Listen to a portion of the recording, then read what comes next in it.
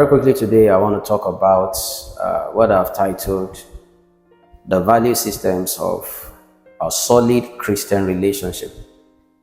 The value systems of a solid Christian relationship.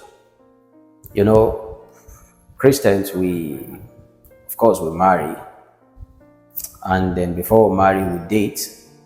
Some people will say they are friends. Some people will say they are courting. For me, those are just semantics.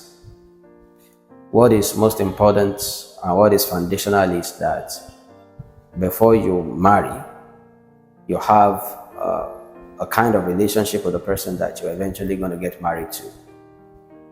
Before you eventually tie the knot, before you walk down the aisle, you must have a relationship at least with the person that you're going to walk down the aisle with. So some people will call it courtship. Some people will call it dating. Some people would give it any other kind of name. But it's a relationship before the relationship that we know as marriage. And when you court and when you date, you should understand that there are imperatives of courtship or there are imperatives of dating. There are things that you should be doing when you are courting or when you are dating. And the things that you do when you are courting and when you are dating will determine what will happen eventually when you get married. I mean, the man of God, Dr. Myles Munroe of blessed memory, I heard him say, if you're having a bad time in your marriage, you have to go and speak to your courtship, your time of courtship, or your time of dating. You have to go and speak to or talk to or examine the kind of life you were living when you were single. If two bad eggs are merged together, smashed together, and then they can't make a good omelette.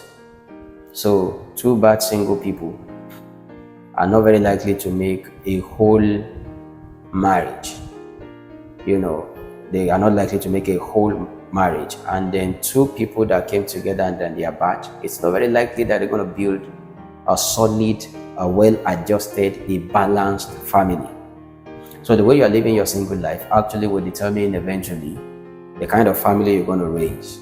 If you are allowing yourself to be broken recklessly now, broken people break people. Eventually, when you get into marriage, if your partner is not broken like you, you might end up breaking your partner. Not only that, the children of the marriage might eventually become broken by you. If your values are broken, you're going to infuse into your children broken values that will break them, and the vicious cycle will continue. And there is someone that should always stop the cycle, the vicious cycle. And in my opinion, if a vicious cycle has already started in your history, you should be that person that stops the cycle. You should be that person that breaks the cycle. And that's one of the reasons why we are teaching this.